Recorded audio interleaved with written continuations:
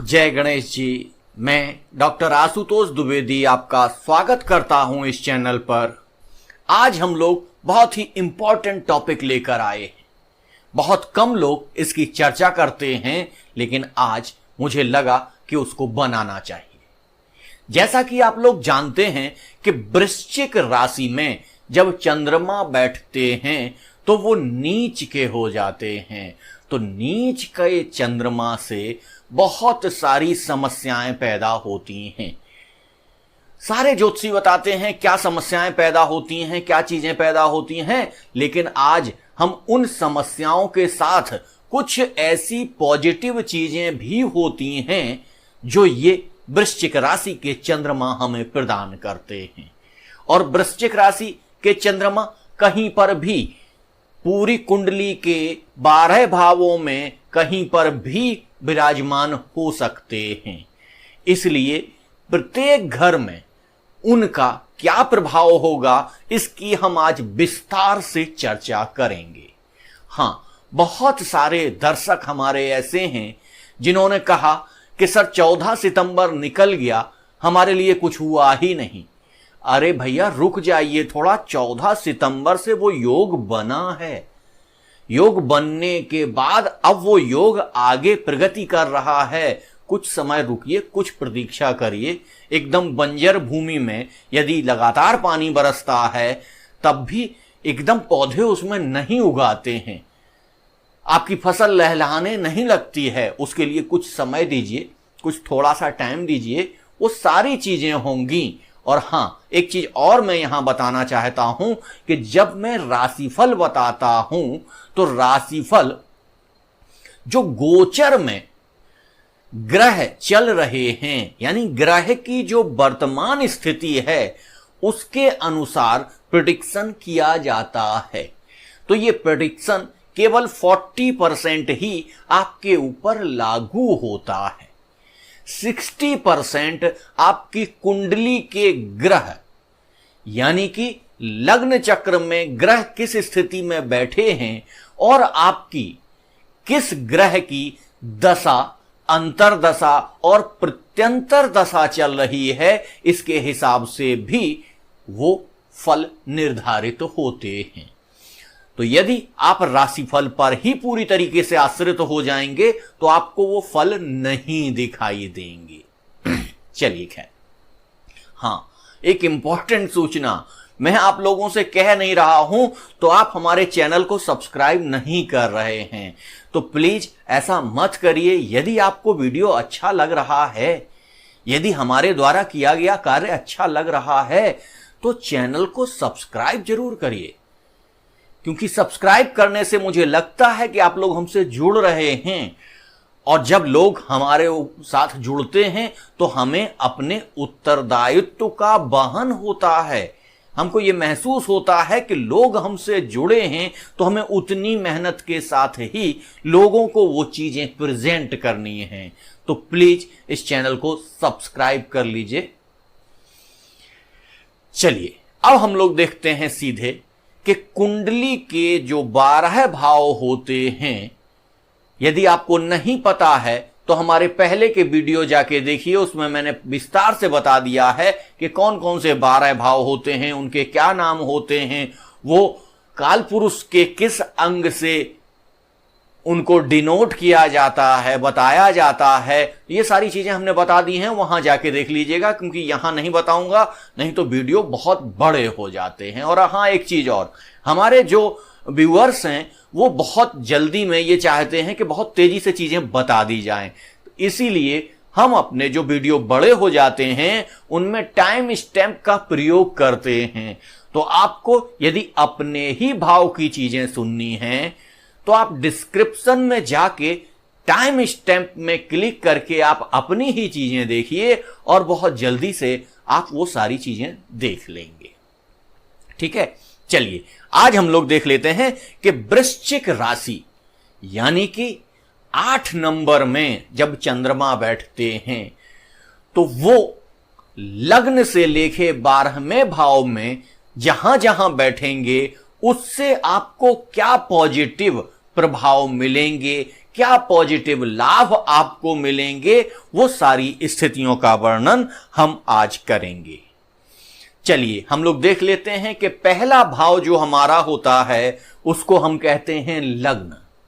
या यदि लग्न में ही 8 नंबर लिखा हुआ है और वहीं पर आपके चंद्रमा बैठे हुए हैं, तब आपकी लग्न भी वृश्चिक होगी और राशि भी वृश्चिक होगी।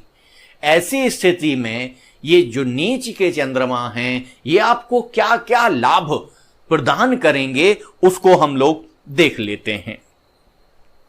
ऐसे जो लोग होते हैं जिनका लग्न में ही चंद्रमा बैठा होता है और वृश्चिक राशि होती है उनकी, तो ऐसे लोगों को अपार प्यार मिलता है, अपने पार्टनर से अपार उनको प्यार मिलता है। उनका एकदम, जब पार्टनर को आप देखेंगे तो लगता है जैसे इन दोनों का डिवाइन लव है या दैवीय प्यार है।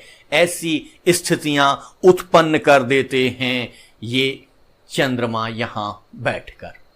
उनका पार्टनर बहुत सुंदर होता है, क्योंकि चंद्रमा बैठे नीच घर में हैं, लेकिन वो अपनी उच्च दृष्टि से 7वें घर को देख रहे होते हैं। तो 7वें घर को देखने के कारण वो उनके पार्टनर को, अगर महिलाएं हैं तो उनके पति को, और यदि पुरुष हैं तो उनकी पत्नियों को बहुत आकर्षक बना देते हैं। और ये जो जोड़ा होता है ये एक दूसरे के लिए ही बना हुआ होता है, एक दूसरे के लिए ही इसमें वो सारी चीजें होती हैं, या कह दीजिए स्पिरिचुअल लव होता है उनका। आप मान लीजिए ऐसा लव यदि किसी को प्राप्त हो जाए तो वो दुनिया का सबसे धन्य व्यक्ति हो जाएगा, सबसे संपत्तिशाली व्यक्ति हो जाएगा, कि जिसको प्यार ही इतना अच्छा मिल जाता है। तो लग्न में जब चंद्रमा बैठते हैं वृश्चिक लग्न में, तो वृश्चिक राशि भी उसकी हो जाती है। इस कारण से चंद्रमा ठीक 7वें घर को उच्च दृष्टि से देखते हैं, और इस उच्च दृष्टि से देखने के कारण जो उनके पति पत्नी के संबंध हैं वो भी अच्छे होते हैं। और एक चीज और भी होती है कि उनके जो पार्टनर्स होते हैं, जो बिजनेस पार्टनर्स होते हैं, वो भी बहुत आकर्षक होते हैं, देखने में अच्छे होते हैं, स्मार्ट, सुंदर, ये सारी चीजें जितनी भी हैं। देखिए, मैं आपको बहुत सारी चीजें नहीं बता पाता हूं, बहुत सारी चीजें बता देता हूं। तो आपको क्या करना है, आपको स्वयं से सीखना है कि कैसे आप उसको जोड़ेंगे। तो 7वें घर से संबंधित जितनी भी वस्तुएं हैं उन्हें यहां पर आप जोड़ सकते हैं। उनके प्रभाव में चंद्रमा वृद्धि कर देते हैं, उनके प्रभाव को बढ़ा देते हैं। इसलिए ऐसे जातक जिनका लग्न में ही वृश्चिक का चंद्रमा बैठा होता है, उनमें ये सारी की सारी उपलब्धियां मौजूद रहती हैं। ठीक है, अब आप कहेंगे कि सर इसमें ये कमियां आ जाती हैं, वो कमियां आ जाती हैं। कमियां तो आ जाती हैं, बहुत सारी कमियां होती हैं, और कमियां बहुत सारे ज्योतिषी बताया करते हैं, लेकिन मैं यहां पॉजिटिव चीज लेकर आया हूं। तो ये जो पॉजिटिव चीजें हैं वो मैं यहां बता रहा हूं, नेगेटिव चीजों की चर्चा आज मैं नहीं करूंगा। चलिए अब हम लोग देख लेते हैं कि यदि किसी जातक के द्वितीय घर में वृश्चिक के चंद्रमा बैठे हों तो उसकी लग्न तुला हो जाएगी। तुला लग्न के व्यक्ति के दूसरे भाव में वृश्चिक के चंद्रमा जब बैठते हैं तो ऐसे व्यक्ति को अतीन्द्रिय ज्ञान प्राप्त होता है।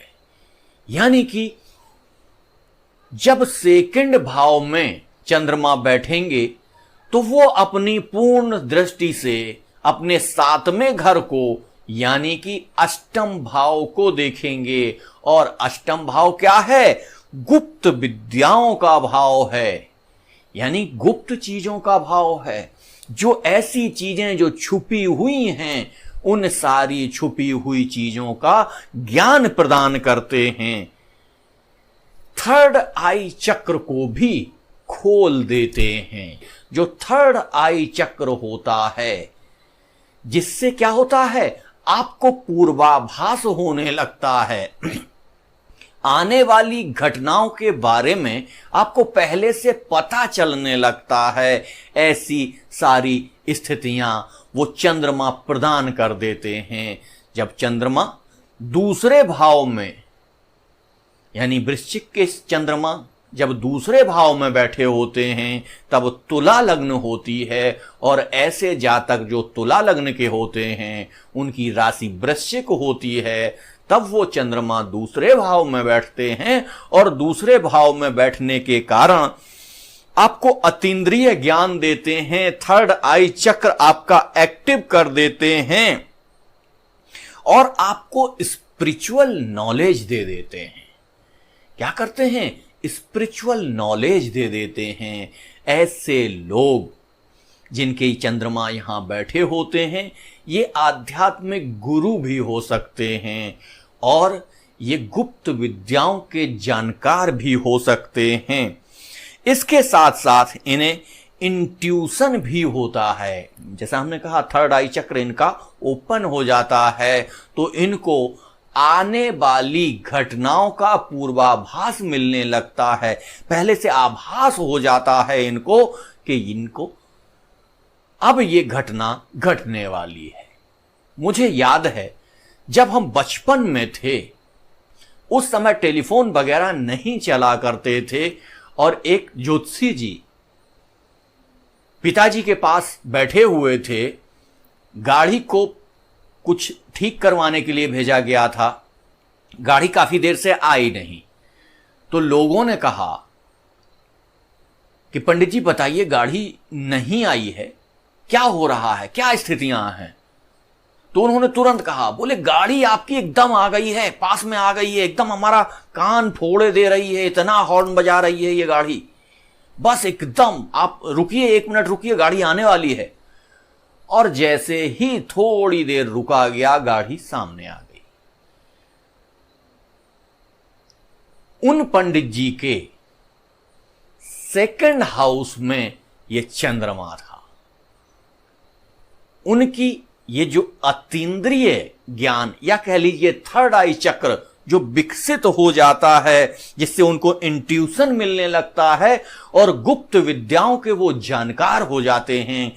वो ज्योतिषी थे, ज्योतिष की चर्चा करते थे, और ये सारे ज्ञान उनको प्राप्त थे। तो ये सारी स्थितियां प्रदान करता है ये चंद्रमा।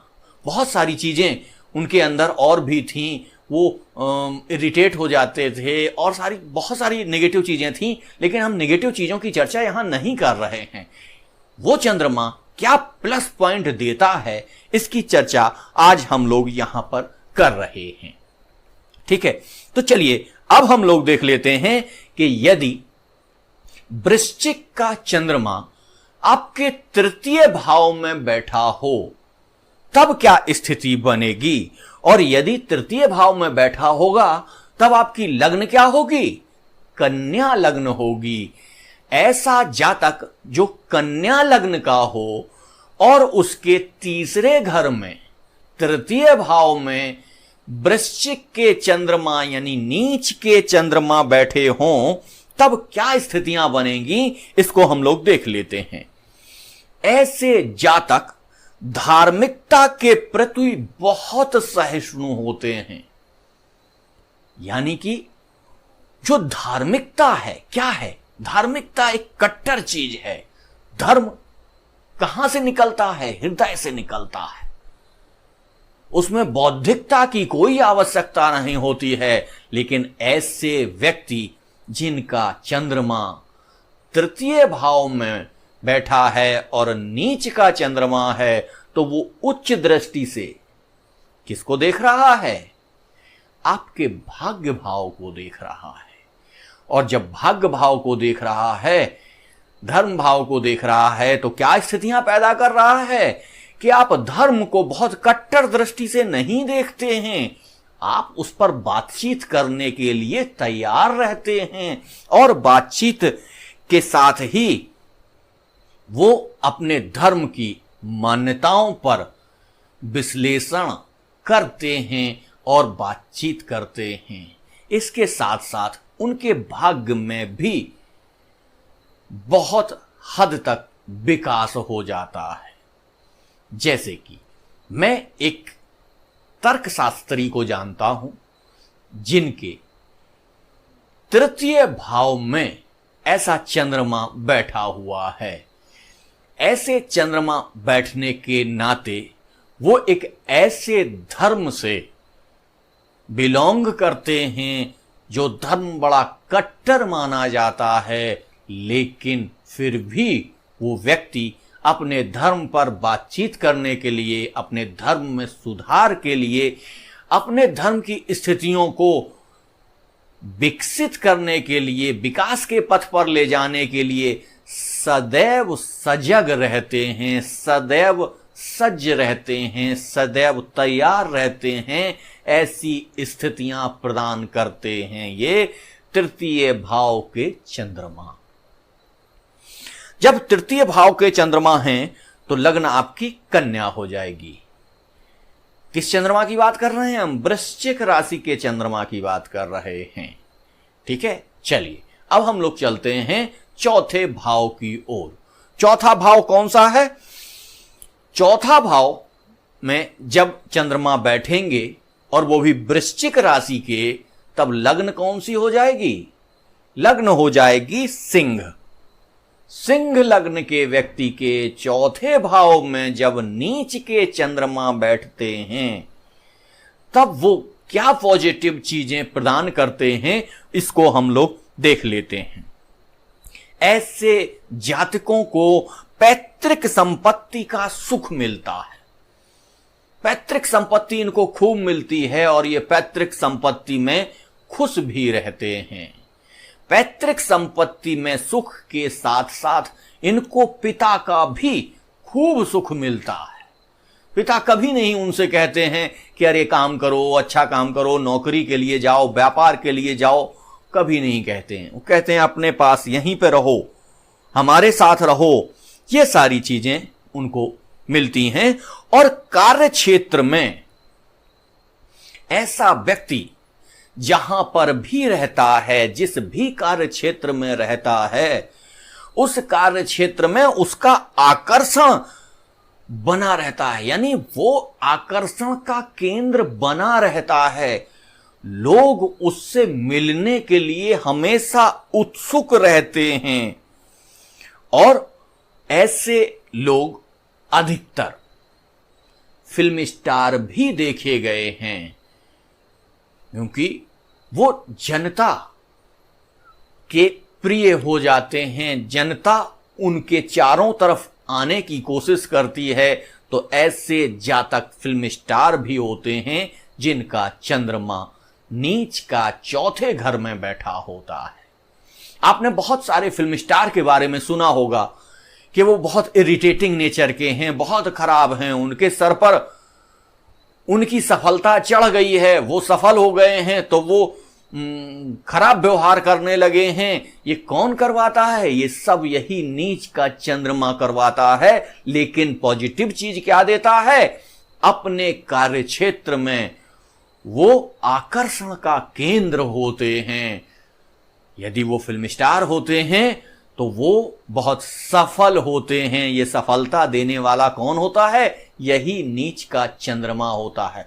और बहुत सारे ग्रह भी उसमें सहायक होते हैं, लेकिन यदि चौथे भाव में नीच का चंद्रमा बैठा है तो निश्चित तौर से ये सारी स्थितियां उनके अंदर मौजूद रहेंगी और बहुत सारे लोग उनसे मिलने के लिए उत्सुक रहते हैं, उनसे ऑटोग्राफ लेने के लिए उत्सुक रहते हैं।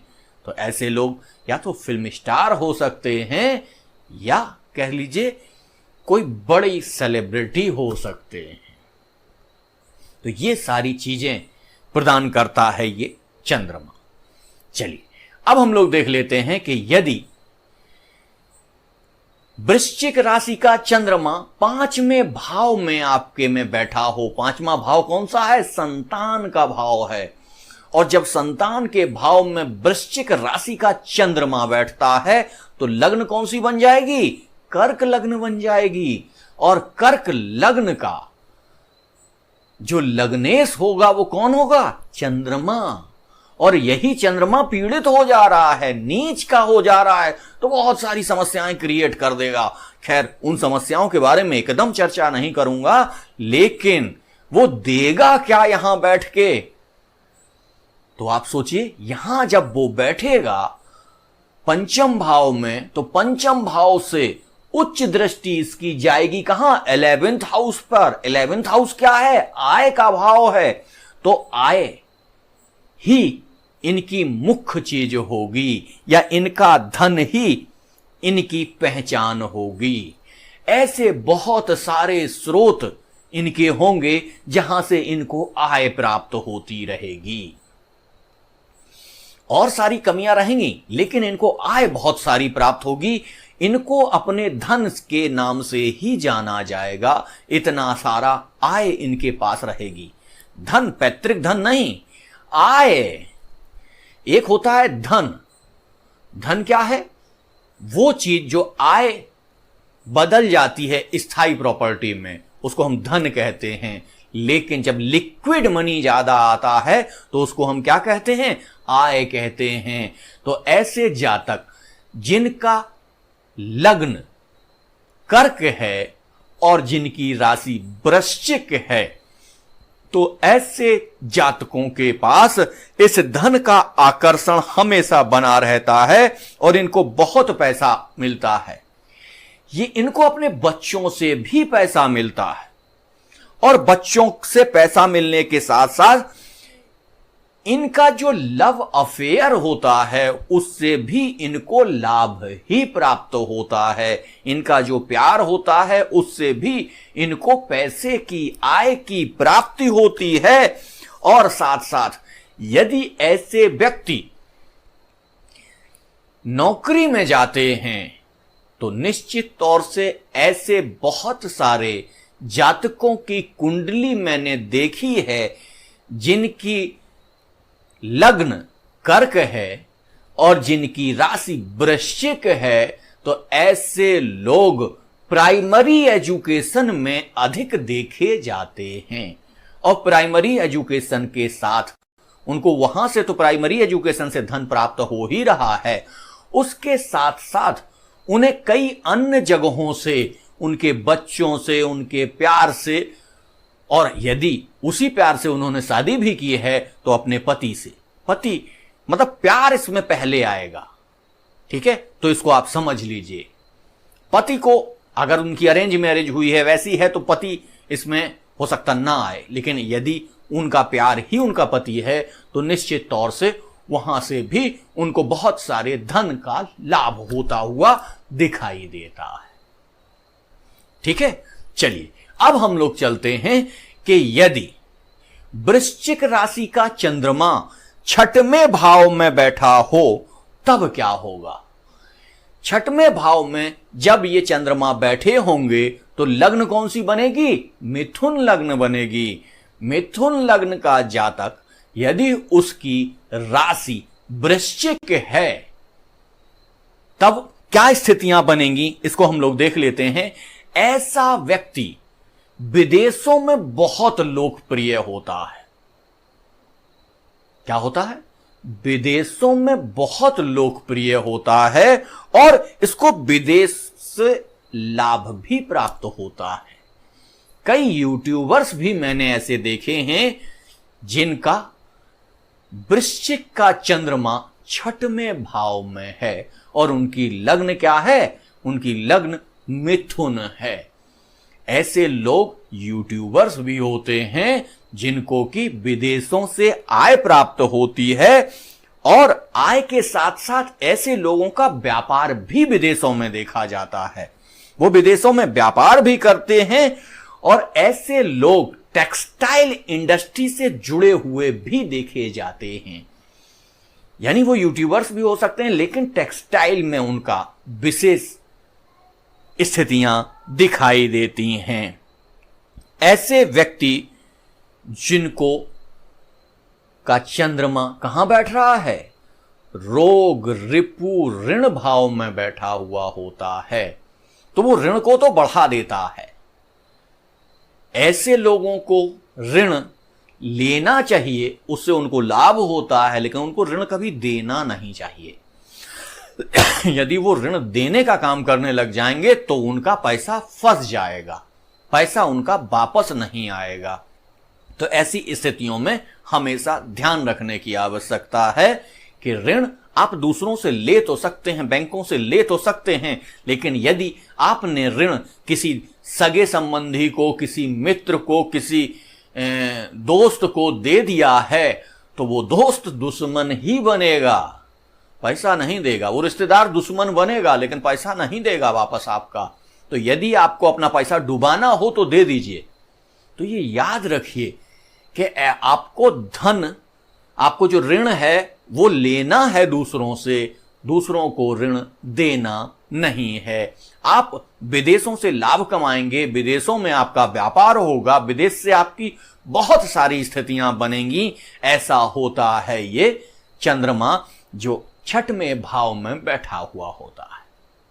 चलिए अब हम लोग सीधे चलते हैं वृश्चिक का चंद्रमा जो 7वें भाव में बैठा हो।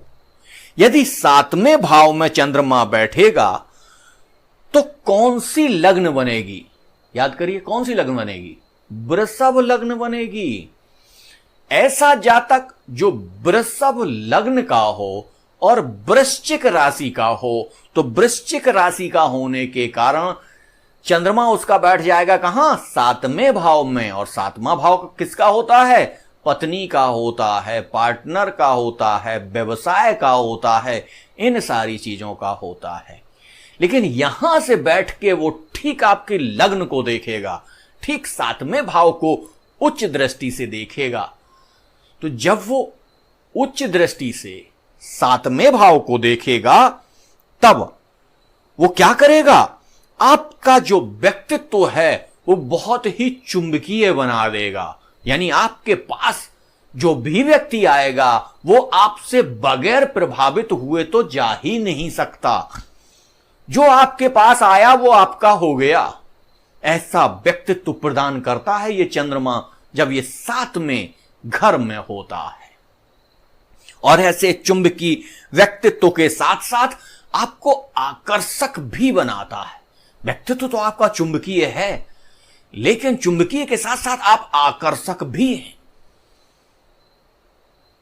चुंबकीय व्यक्तित्व है, आकर्षक हैं, और आकर्षक के साथ साथ आप देखने में भी सुंदर हैं। अब आप कहेंगे कि तीनों चीजों को एक एक करके आपने बता दिया, एक ही चीज है 3 बार बता दिया आपने। नहीं भैया, आप ध्यान से देखिए, तीनों शब्द अलग हैं, तीनों शब्दों के पर्याय अलग हैं। उनको यदि आपको नहीं पता है तो डिक्शनरी में जाके ढूंढिए उन शब्दों के अर्थ कि क्या हैं इनके अर्थ और इनके मायने क्या हैं। तो इसलिए कभी भी जल्दबाजी में कमेंट मत किया करिए कि सर आप बहुत पकाते हैं, बहुत। प्रत्येक चीज का एक अर्थ होता है और उन अर्थों का जो हम मंत्र पढ़ते हैं वो क्या हैं? वो शब्द ही तो हैं, लेकिन वो कितना चमत्कारिक प्रभाव देते हैं। इसी तरीके से यहां जो शब्द बोले जाते हैं उनके कुछ अर्थ होते हैं, और उन अर्थों के साथ साथ जब व्यक्ति का 7वें घर में चंद्रमा होता है तो वो सारे संसार को अपनी सुंदर दृष्टि से देखने का एक चश्मा लगा लेता है। यानी कि वो स्वयं जैसा होता है वैसा ही लोगों को देखने का प्रयास करता है। अब आप देखिए कि वृषभ लग्न का व्यक्ति कैसा होता है? वृषभ क्या है? भोला है। और भोला होने के साथ साथ वो अपने काम में लगा रहता है, उसे दुनियादारी से कोई लेना देना नहीं है। और इस पर नीच के चंद्रमा की उच्च दृष्टि पड़ती है जब, तब ये और भी अच्छा हो जाता है, इसका व्यक्तित्व भी अच्छा हो जा रहा है और ये सारी दुनिया को अच्छी नजर से देखता है। तो ये सारे प्रभाव होते हैं जब वृश्चिक राशि का चंद्रमा सप्तम भाव में बैठता है। अब आप कहेंगे कि इसका सर उदाहरण नहीं बताया। अरे भैया, इसका उदाहरण मेरे पास नहीं आया। अभी मैंने ऐसी कुंडली नहीं देखी कि जिसमें इस तरीके का कोई उदाहरण मेरे पास हो, या मैंने देखी भी होगी तो मुझे याद नहीं है। ठीक है, चलिए अब हम लोग देख लेते हैं कि यदि अष्टम भाव में, अष्टम भाव यही है काल पुरुष की कुंडली का अष्टम भाव, जिसको कहते हैं गुप्त भाव, और इसी गुप्त भाव में ही आपका चंद्रमा बैठ जा रहा है, वृश्चिक राशि का बैठ जा रहा है। तो जब वृश्चिक राशि का चंद्रमा यहां पर बैठेगा तो लग्न कौन सी बन जाएगी? काल पुरुष की, यानी मेष लग्न बन जाएगी। मेष लग्न का जातक जिसके 8वें भाव में चंद्रमा बैठा हुआ है, तब वो क्या प्रभाव लाएगा, क्या स्थितियां बनाएगा? 8वें भाव में बैठकर ये ठीक अपने सामने वाले घर को उच्च दृष्टि से देखेगा। ये धन भाव को उच्च दृष्टि से देखेगा। जब ये धन भाव को उच्च दृष्टि से देखेगा तब क्या स्थितियां बनेंगी, इसको हम लोग देख लेते हैं। ये गुप्त तथा अचानक लाभ देने का घर माना जाता है, और जब अचानक लाभ देने वाले घर में चंद्रमा बैठते हैं और उच्च दृष्टि से धन भाव को देखते हैं तो आपको अचानक धन लाभ प्राप्त होने लग जाता है।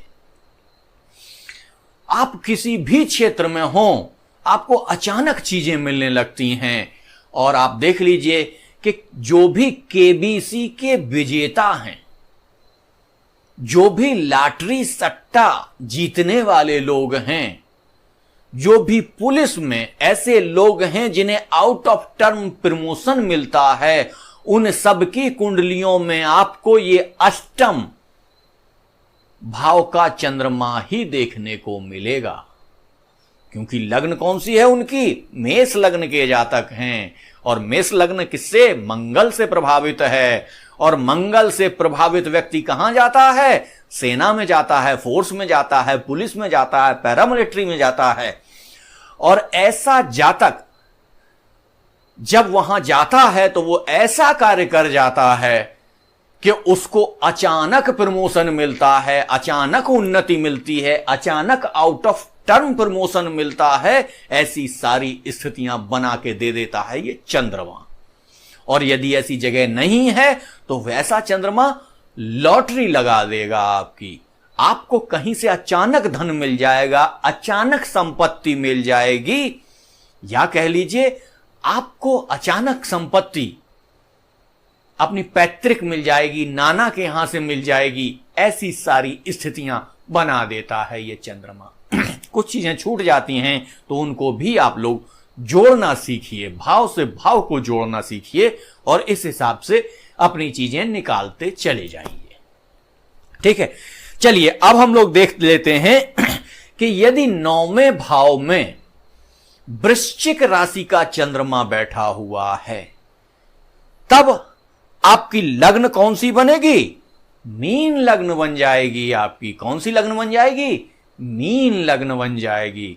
और मीन लग्न का जातक जिसका भाग्य भाव में चंद्रमा बैठा हो और नीच का बैठा हो, और सीधे किसको देख रहा है? पराक्रम हाउस को देख रहा है, भाई बहनों के घर को देख रहा है, छोटे भाई के घर को देख रहा है, तो ऐसे लोगों को भाई बहन से अपार प्यार मिलता है।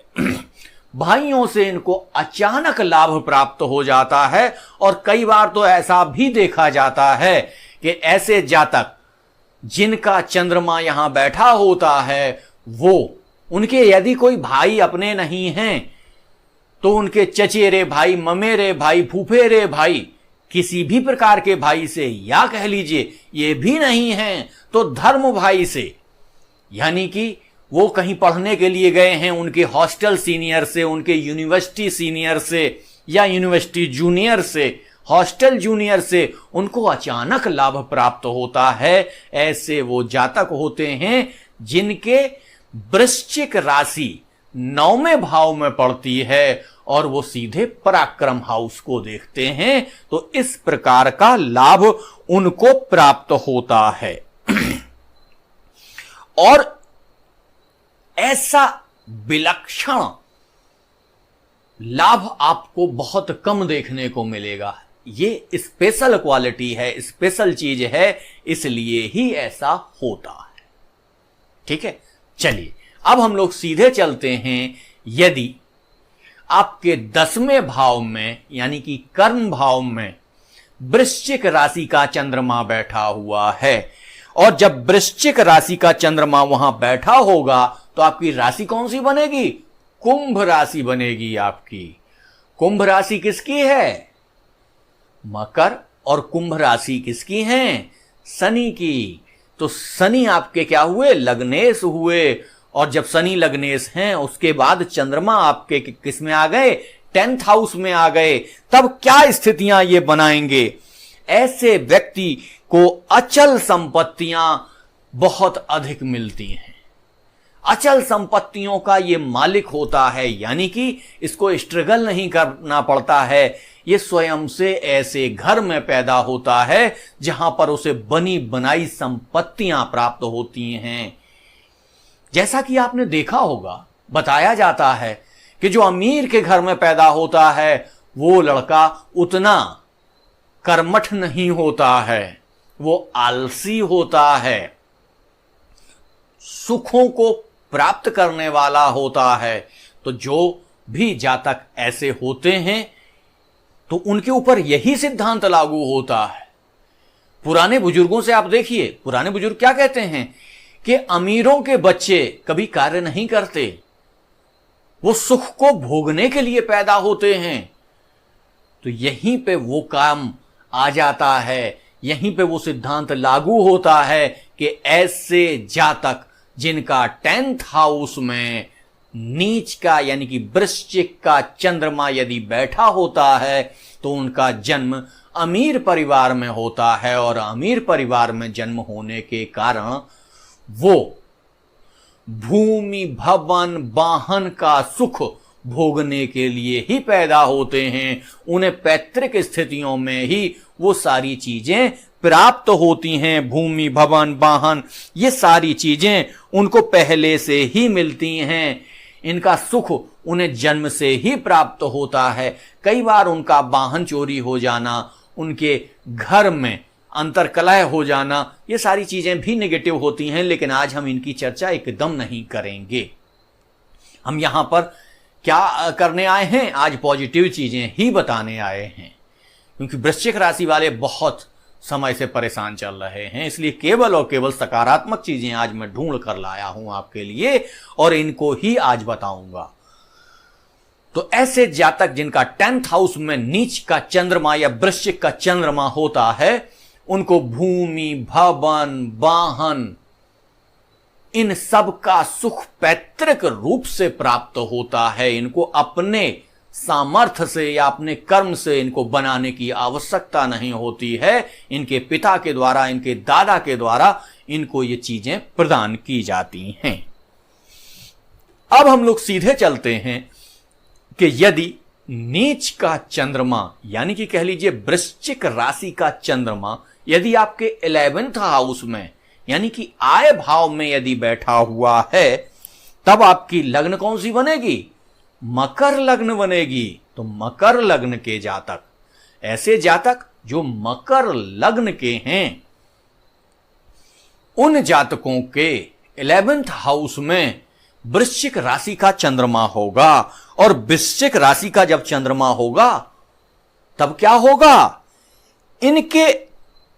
इनका जो व्यक्तित्व है वो लवर्स को अट्रैक्ट करने वाला होता है। यानी कि ऐसे व्यक्ति को प्यार करने के लिए बहुत सारे लोग उत्सुक होते हैं। ऐसी यदि लड़कियां हों तो उनके पीछे बहुत सारे लड़के आते हैं, और यदि लड़का हो तो उनके पीछे भी बहुत सारी लड़कियां आती हैं। ऐसी स्थितियां प्रदान करता है ये चंद्रमा।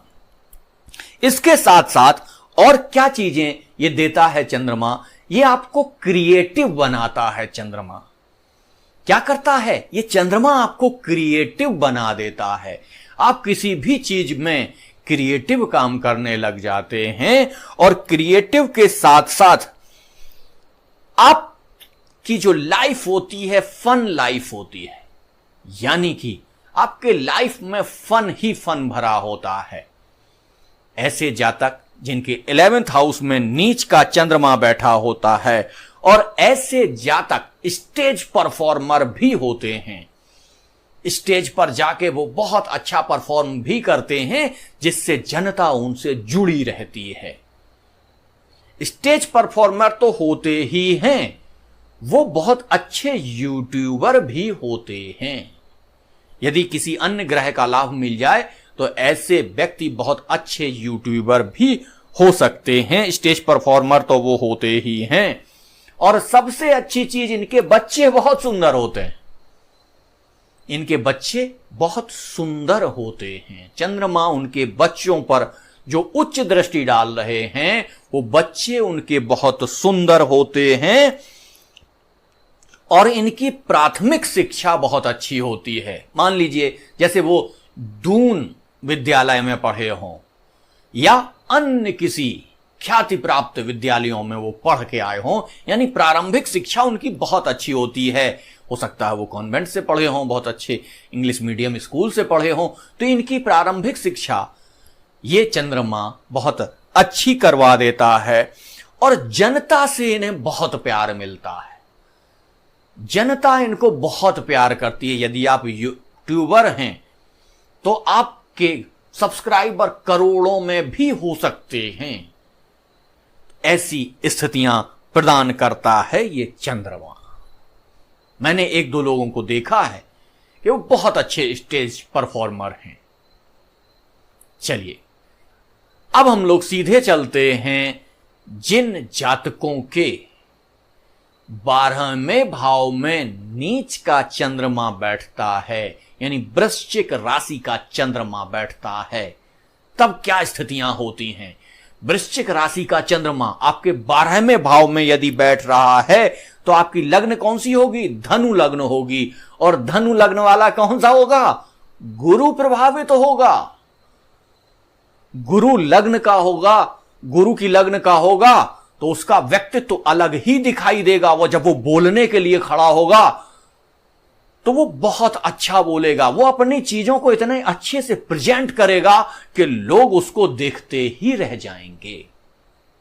लेकिन गुरु चूंकि बृहद ज्ञान है, और बृहद ज्ञान की लग्न है ये, और बृहद ज्ञान की लग्न को जब लेकर पैदा हुआ है व्यक्ति, तो उसके अंदर अहंकार पहले से ही होता है, अपने आप को योग्य मानता है, और इसी कारण से उसके बहुत सारे दुश्मन बन जाते हैं।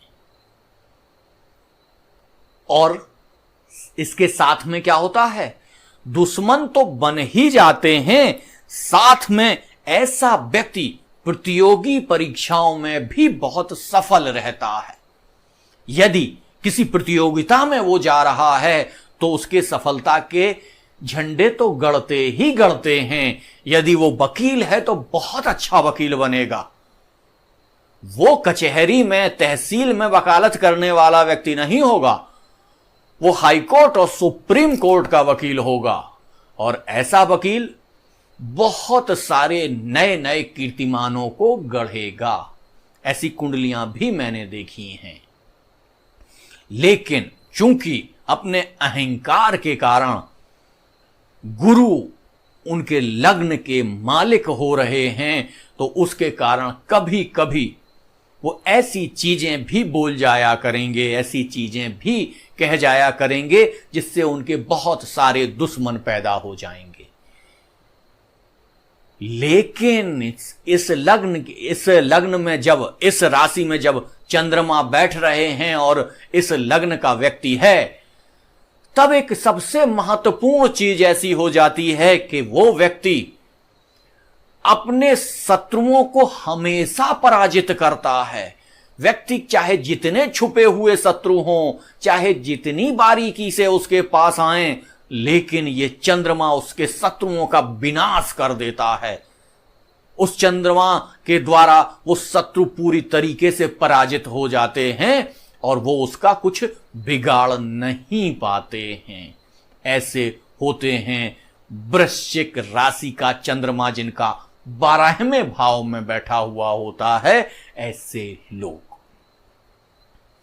तो आज हम लोगों ने चर्चा की वृश्चिक राशि का चंद्रमा कुंडली के 12वें भाव में बैठकर क्या फल देता है, क्या स्थितियां बनाता है।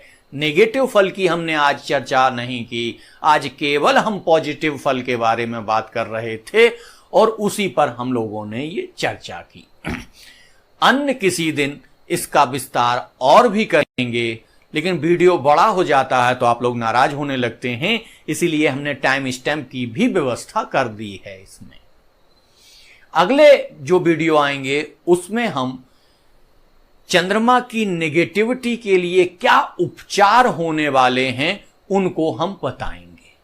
लेकिन हां, इस समय वृश्चिक राशि वालों के लिए ही हमने स्पेशल एक राहु महाराज का वीडियो बनाया हुआ है। यदि आपने नहीं देखा है तो उसको देख लीजिए। और हां, यहां एक चीज और बता दूं कि अभी मैं ये ज्योतिष की चर्चा तो करता ही रहूंगा, मैं देव दर्शन के क्रम में भी हूं। तो देव दर्शन के इस क्रम में जहां जहां मैं देव दर्शन के लिए जाऊंगा वहां से एक वीडियो आपके लिए लेकर आऊंगा और आपको देव दर्शन भी उपलब्ध कराऊंगा।